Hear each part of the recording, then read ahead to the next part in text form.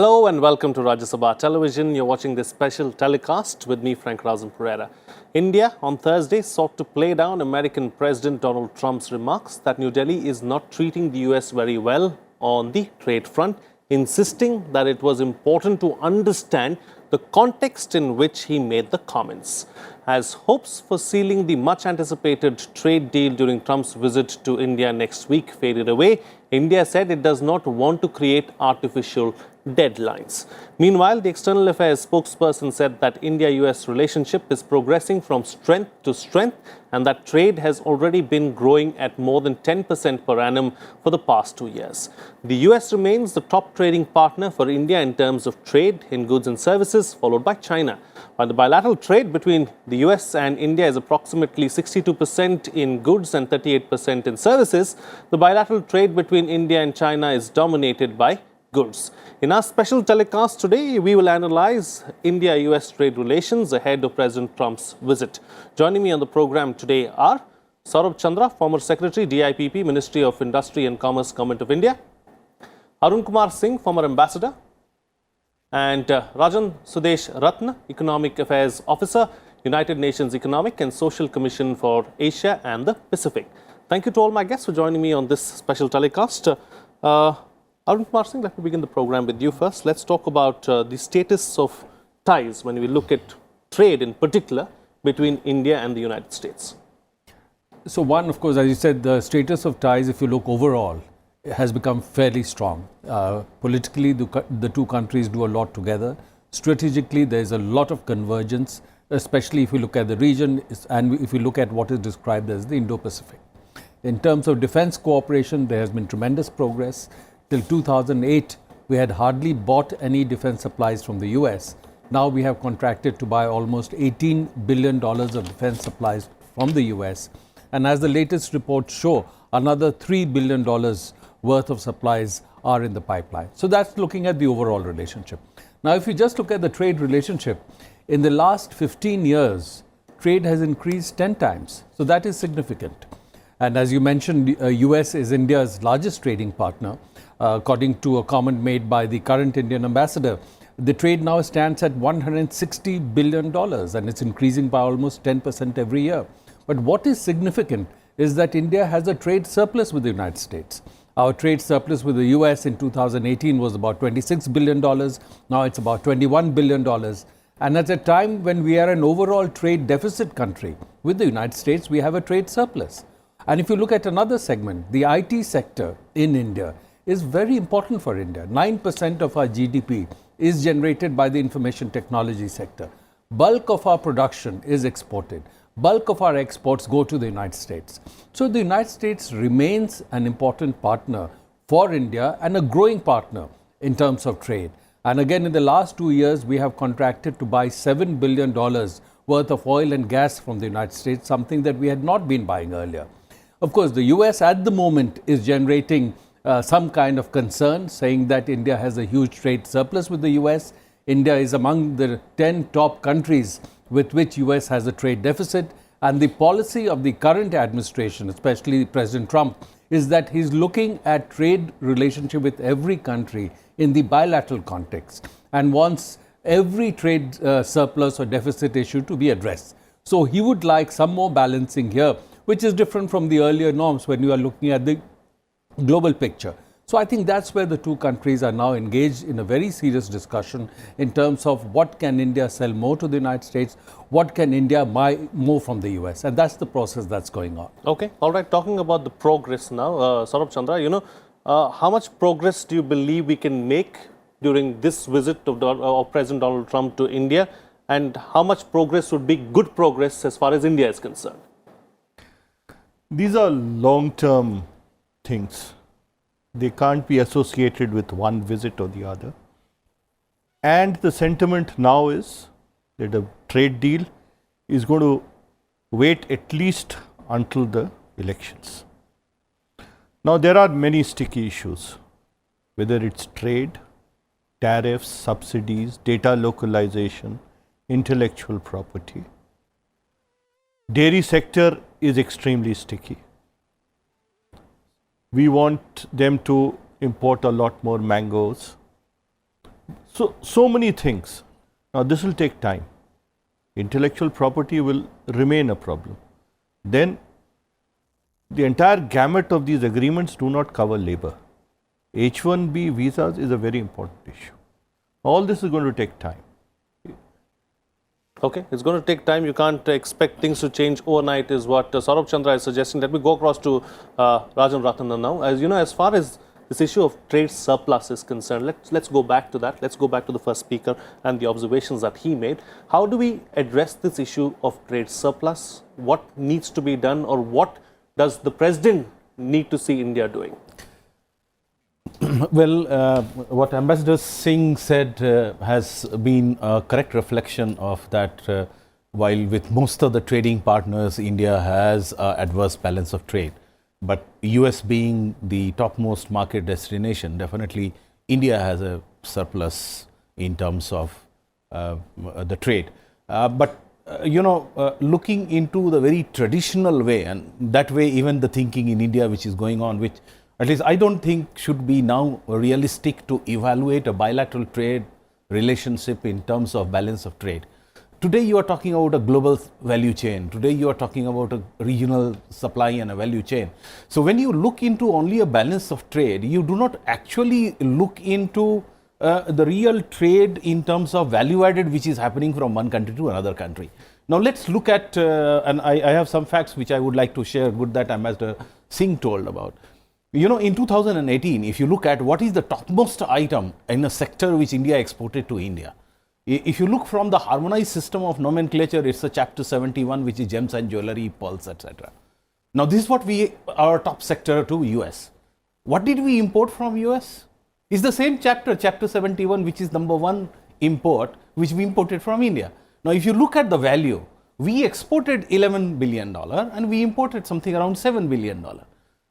So, the $4 billion which has come in as a surplus. Now, is that all $4 billion which has gone from India?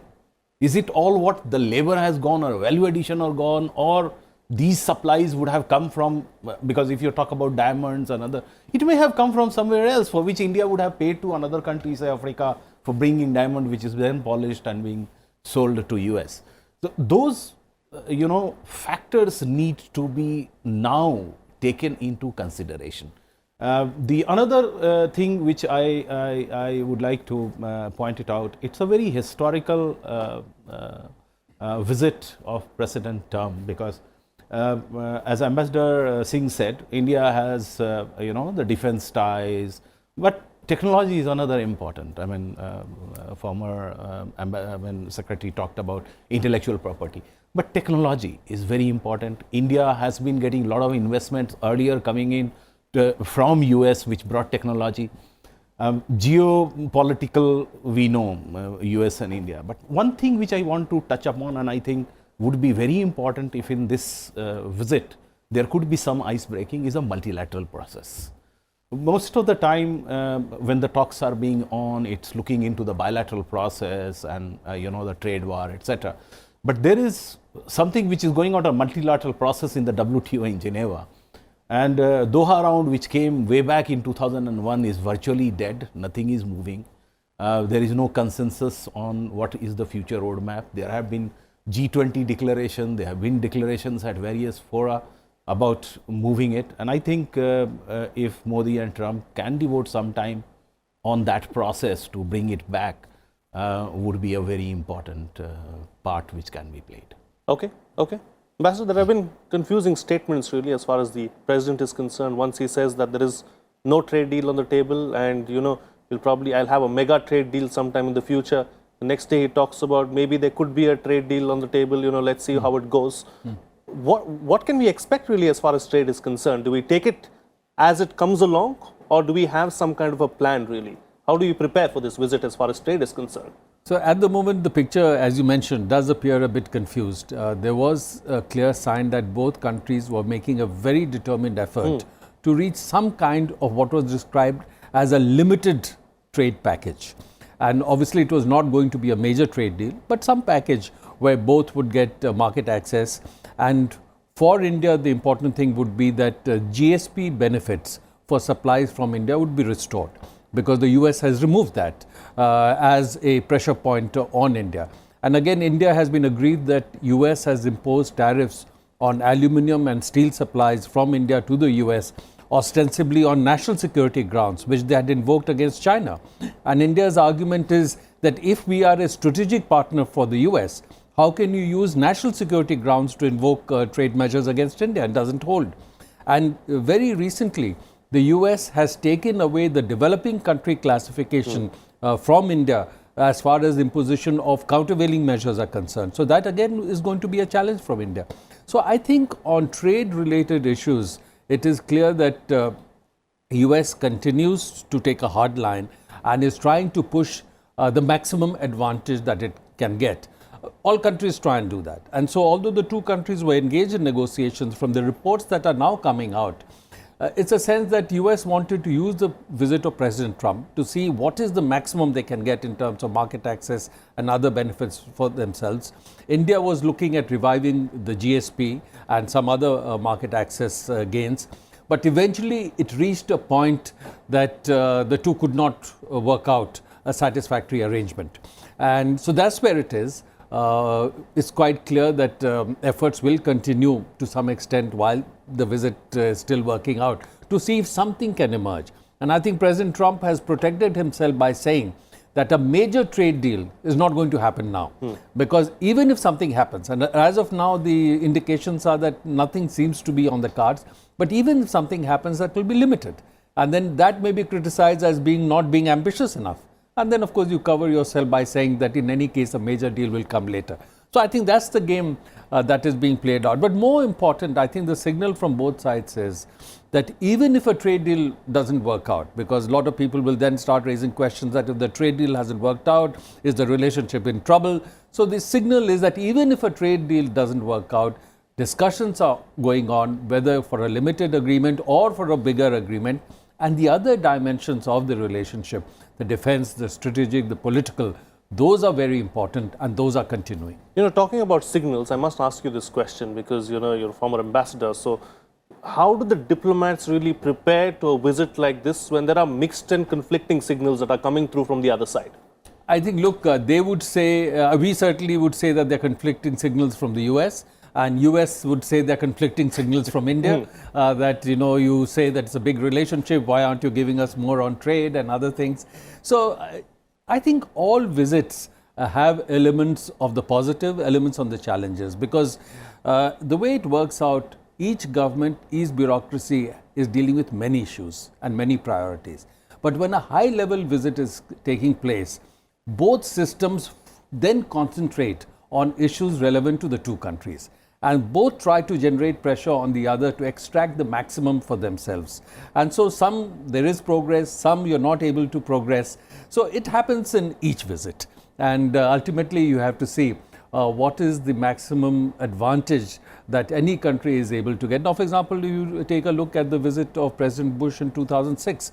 The whole effort was to make some progress on the Civil Nuclear Cooperation Agreement. And it was done. And whether you look at visit of President Obama, 2010, 2015, again, there were frictions even at that time on trade issues. At 2010, I recall there was a big discussion on dairy.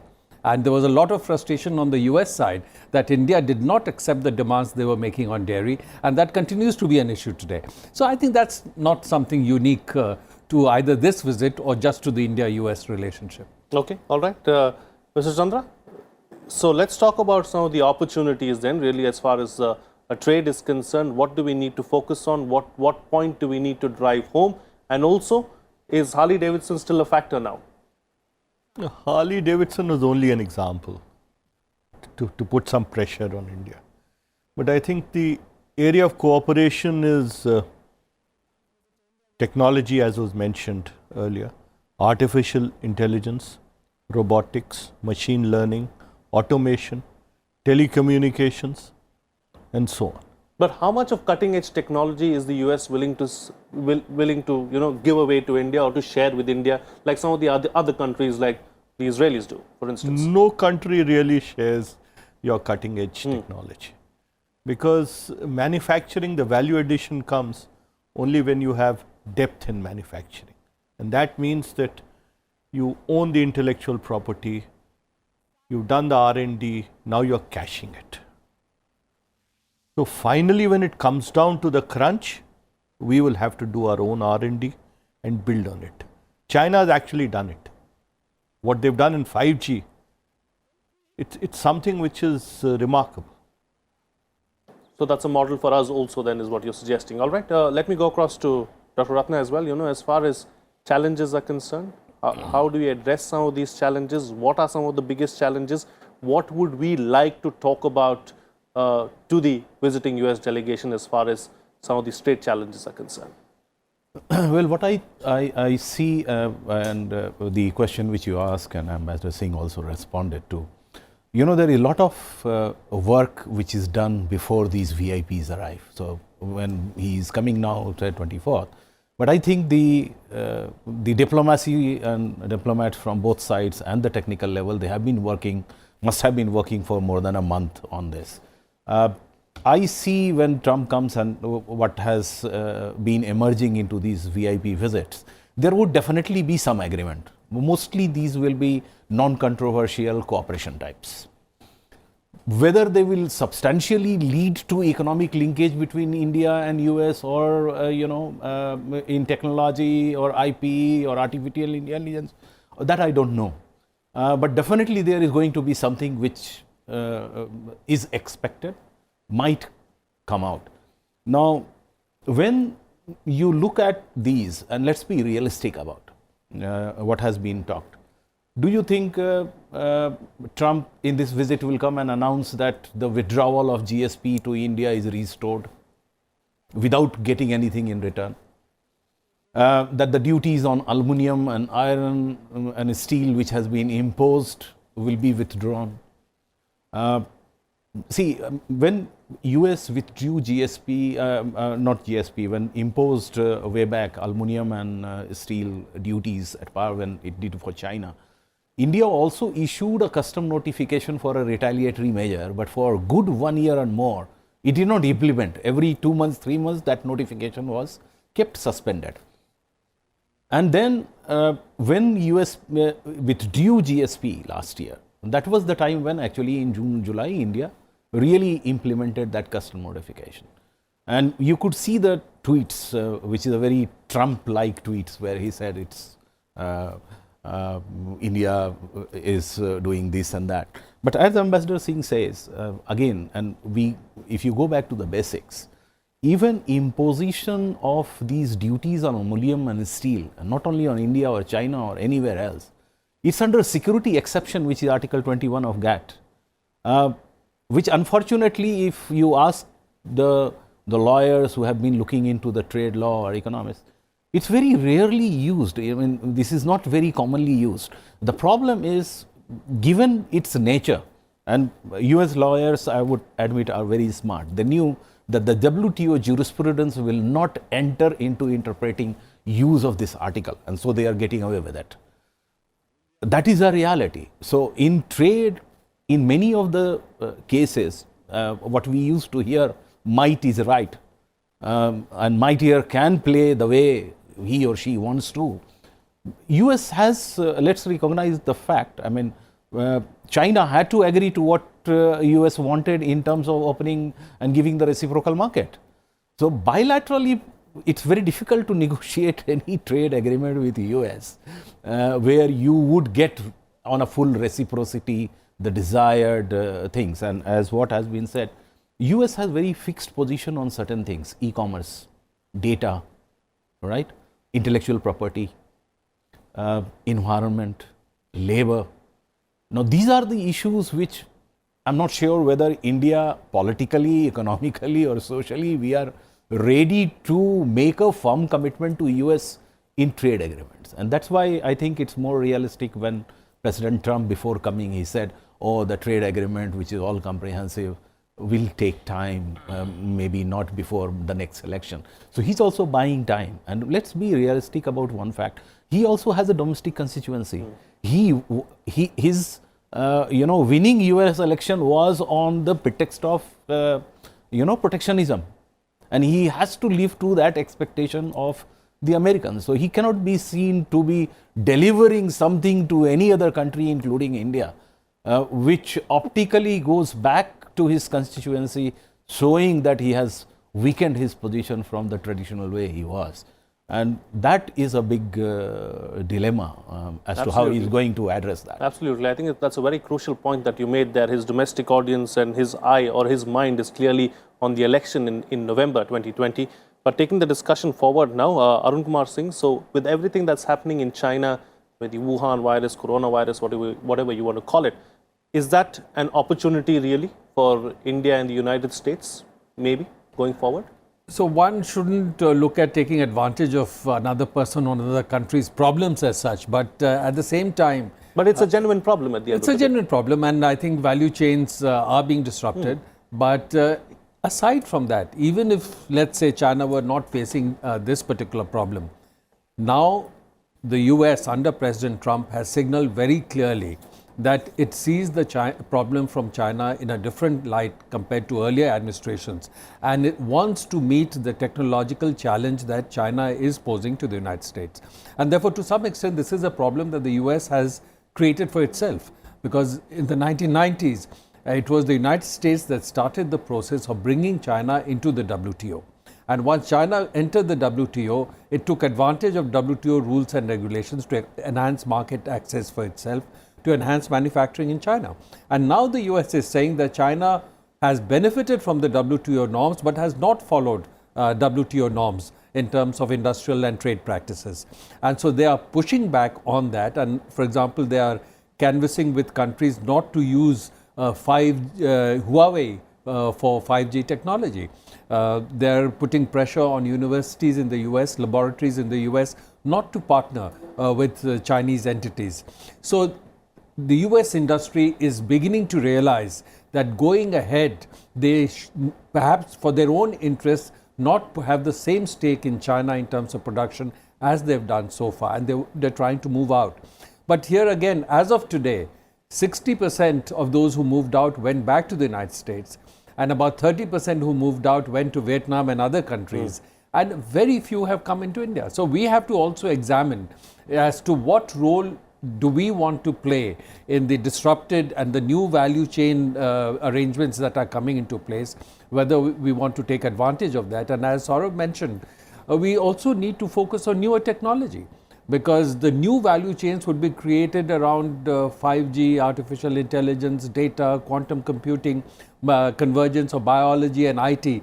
So in those areas, and not just the existing production areas, we have to look at what are we going to do in India, how much do we need to do ourselves, and how much do we need to do as part of an integrated global value chain, and where is the opportunity there. So I think if that is mapped out clearly, and a very concerted effort made in India to take advantage of that process, and the decoupling to some extent that is happening between the United States and China in production processes, there will certainly be opportunity for India. I think that's a very valid and an important point there being made. We need to set our house in order first if we have to ensure that we need to take advantage of what's happening internationally. All right, what's the best way forward then, Saurabh, Chandra? You see, lessons have to be learned from this Wuhan crisis. One is perhaps there was not a very accurate and detailed assessment of risks inherent in a global value chain. Concentrating manufacturing in one country. So the first lesson is, please, in the global value chain, a lot of nations will have to play a role in it. Now, what are the lessons for India? You become so dependent on active pharmaceutical ingredients from China that we have to revive the API manufacturing capacity in this country.